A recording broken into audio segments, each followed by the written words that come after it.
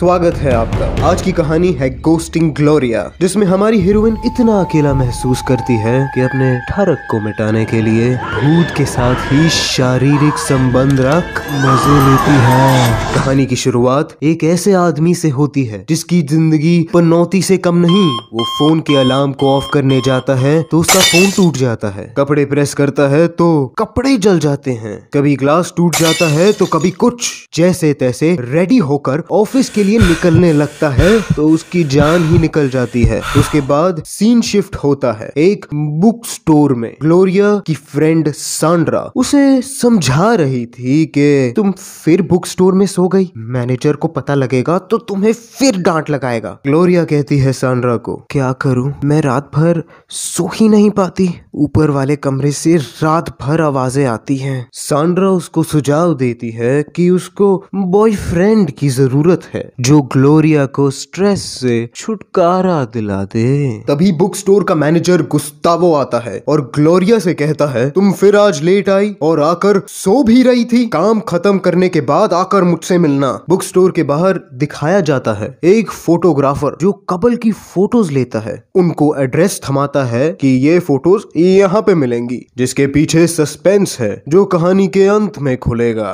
फिर ग्लोरिया अपने मकान के ऊपर वाले पड़ोसी के पास जाती है, उनको कहती है कि इस बिल्डिंग की दीवारें बहुत पतली है, आप जो भी रात को करते हैं उसकी आवाजें मेरे कमरे तक आती हैं, प्लीज थोड़ा कंट्रोल कीजिए ना। सामने से वो लड़की जवाब देती है कि दीवारें मैंने नहीं बनाई बहन, अगर दीवारें पतली है तो इसमें मेरी क्या गलती है। रात को जब ग्लोरिया सोने की कोशिश करती है तो फिर ऊपर वाले कपल की आवाज से परेशान हो जाती है। आखिर में इस सब से तंग होकर ग्लोरिया अपना घर किराए पर दे देती है। अपनी फ्रेंड सांड्रा से मदद मांगते हुए कहती है, जब तक मुझे नया घर नहीं मिल जाता मैं तुम्हारे घर पर रह लेती हूँ ना। सांड्रा कहती है, मेरे बॉयफ्रेंड का एक कजिन था जो पिछले हफ्ते ही मर गया, तुम उसके घर पर रह सकती हो। वो सारा सामान शिफ्ट कर लेते हैं। उस वक्त ग्लोरिया एक बुक टेबल पर रखती है। जब वो मुड़कर देखती है तो वो बुक किसी और जगह पर पड़ी मिलती है और वहीं उसकी तस्वीर पर नजर पड़ती है जो इस घर में चल बसा था।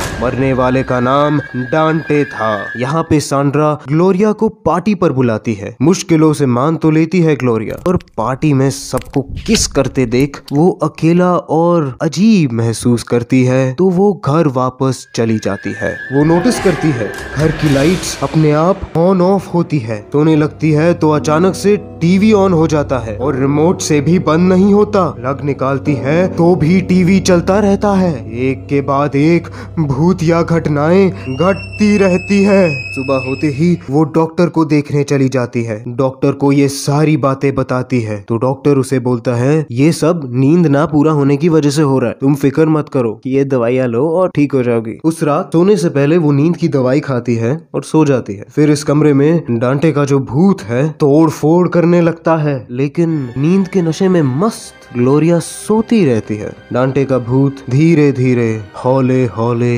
बिस्तर पर लेटी ग्लोरिया की ओर बढ़ता है और उसके बदन को चूमने लगता है। शुरुआत में ग्लोरिया इस एहसास का पूरा आनंद लेती है, पर जब उसकी नींद खुलती है तो वो डर से चिल्लाने लगती है, जिससे उसके घर का मकान मालिक जग जाता है। जब वो ग्लोरिया से पूछते हैं कि क्यों चिल्ला रही हो तो वो सच नहीं बताती और वो उन लोगों को जाने के लिए बोलती है। ग्लोरिया इस एहसास का आनंद लेने लगती है। आखिरकार इस बिस्तर में प्यार के समुद्र में तैरकर उसकी प्यास मिट रही थी। अगली सुबह सांड्रा ग्लोरिया की शक्ल पे एक अलग सा चमक देखती है और उससे पूछती है, क्या बात है, आज तो अलग ही निखार है तुम्हारे चेहरे पर, क्या हुआ, किसी के साथ रोमांस करके आई हो क्या, तुम्हारा बॉयफ्रेंड तो नहीं बन गया। ग्लोरिया बातों को घुमा देती है और काम करने लगती है। तभी वहाँ एक लड़का आता है जिसका नाम एंजल है। उसको कोई किताब की खोज थी, पर वो किताब स्टोर पर नहीं थी। ग्लोरिया कहती है, आप बुक स्टोर पर अपना नंबर छोड़ जाइए, जब वो बुक आएगी मैं आपको कॉल करके बता दूंगी। एंजल कहता है, क्या मैं आपका नंबर ले सकता हूँ। दोनों एक दूसरे की आंखों में डूब जाते हैं और थोड़ी देर सोचने के बाद ग्लोरिया एंजल को अपना नंबर दे देती है। फिर उस रात ग्लोरिया अपने घर सांड्रा से फोन पर बात कर रही थी तो डांटे का भूत आकर पीछे से ग्लोरिया की कमर को जोर से आकर पकड़ता है। ग्लोरिया सांड्रा से कहती है, मैं बाद में बात करती हूँ, और फोन काट देती है। उस रात डांटे के भूत और ग्लोरिया के बीच में काफी कुछ हुआ। ऐसी बहुत सारी जुनून वाली रातों का मजा लिया ग्लोरिया और डांटे के भूत ने। बीच में हमें वो आदमी दिखाई देता है जो कैमरा से लोगों की बहुत सारी फोटोएं खींचता है। एंजल ने जो किताब मंगाई थी वो स्टोर पे आ गई थी। जब ग्लोरिया उस बुक को देखती है तो उसको एंजल की याद आती है। फिर क्या, झट से कॉल मिलाकर वो दोनों डेट पर निकलते हैं। डेट के बाद ग्लोरिया एंजल को अपने घर बुलाती है। म्यूजिक लगा के दोनों बदन से बदन लगा रोमांस करने लगते हैं। तभी तेज हवाएं चलने लगती है, खिड़की का कांच टूट जाता है। ये सब देखकर ग्लोरिया समझ जाती है कि ये सब वो भूत कर रहा है। फिर ग्लोरिया एंजल को भेजती है ये बोल के कि अभी मेरी तबीयत कुछ खराब सी लग रही है, हम दोनों बाद में मिलते हैं। उस हादसे के बाद से डांटे के भूत का आना बंद हो गया, जिस कारण ग्लोरिया फिर से बहुत सैड हो गई। वो आत्मा बुलाने वाले तांत्रिक के पास जाती है इस उम्मीद से कि एक बार वो डांटे के भूत से मिल सके। वो तांत्रिक ग्लोरिया को एक तरीका बताती है जिससे भूत को बुलाया जा सके। ये करके सच में डांटे का भूत प्रकट होके ग्लोरिया की प्यास बुझाता है। अगली सुबह सांड्रा ग्लोरिया से बहुत नाराज हो जाती है कि वो अपने बारे में कुछ भी नहीं बता रही। नाराजगी मिटाने के लिए ग्लोरिया सांड्रा को रेस्टोरेंट ले जाती है और वहां पर सांड्रा को सब कुछ सच सच बता देती है। ये मानना थोड़ा मुश्किल था, लेकिन फिर भी सांड्रा उसकी बातों पर यकीन कर लेती है। जब ग्लोरिया वापस घर आती है तो वहां पे डांटे के भूत ने लिखा था कि अब वो नहीं आएगा और उसे बुलाने की कोशिश ना करें। ये सब देखकर ग्लोरिया की खुशी मिट जाती है। रातों को उसको नींद नहीं आती, जिस करके वो बहुत सारी नींद की गोलियां लेना शुरू करती है। ग्लोरिया डिसाइड करती है कि वो इस घर को छोड़कर जहां पहले रहती थी वहीं वापस शिफ्ट हो जाएगी। जब वो घर जा रही थी उसे अपने रास्ते पे डांटे दिखाई देता है और फिर अचानक से गायब हो जाता है। इस भ्रम में खोई ग्लोरिया को सामने से आता हुआ ट्रक नहीं दिखता। एक मिनट पर गुस्तावो जो स्टोर का मैनेजर था उसे ठुकने से बचाता है। इसके बाद दोनों बातें करते करते डिनर पर चले जाते हैं। वहाँ गुस्तावो की बातों से लगने लगता है कि वो ग्लोरिया को लाइक करता है, लेकिन ग्लोरिया शुरू से उसे खड़ूस मानती थी। इस कारण वो थोड़ा कंफ्यूज थी। गुस्तावो ग्लोरिया को उसके घर छोड़ता है। ग्लोरिया तभी उससे पूछती है, क्या आप ऊपर आना चाहोगे? गुस्तावो बेझिझक मान लेता है। उसके बाद गुस्तावो बातों ही बातों में ग्लोरिया को किस करने जाता है। जब ग्लोरिया कहती है, माफ कीजिए, मुझसे ये नहीं हो पाएगा। ग्लोरिया सोने की कोशिश करती है पर उसे नींद नहीं आती और वो वहाँ जाती है जहाँ डांटे का भूत रहता था। चोरी छुपे खिड़की को खोलकर उस रूम में जाती है। डांटे की तस्वीर को पकड़कर थोड़ी देर बिस्तर पर लेटती है। फिर थोड़ी देर बाद वो वहां जाती है जहां उसने नींद की गोलियां रखी थी और एक ही झट में सारी गोलियां निगल लेती है। जिसके बाद वो स्वर्ग पहुंचती है। वहां उसे डांटे दिखता है, उसकी तरफ दौड़ कर जाती है उसे गले लगाने के लिए, लेकिन वो उसे टच नहीं कर पाती क्योंकि ग्लोरिया अभी पूरी तरह से मरी नहीं होती। तभी ग्लोरिया डांटे से कहती है, अब हम दोनों एक नई जिंदगी शुरू कर सकते हैं। हम वहाँ जन्म लेंगे जहाँ हम दोनों एक हो सके। डांटे कहता है, नहीं, मुझे अमीर घर में पैदा होना है जहाँ मैं बिजनेसमैन बनना चाहता हूँ।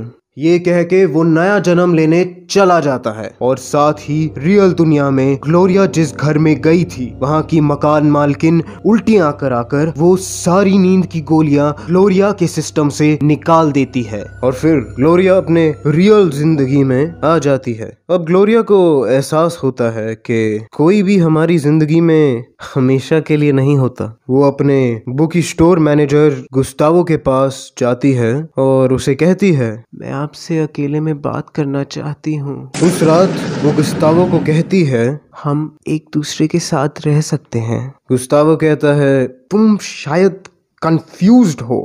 मैं वो लड़की चाहता हूँ जो जिंदगी भर मेरा साथ दे सके।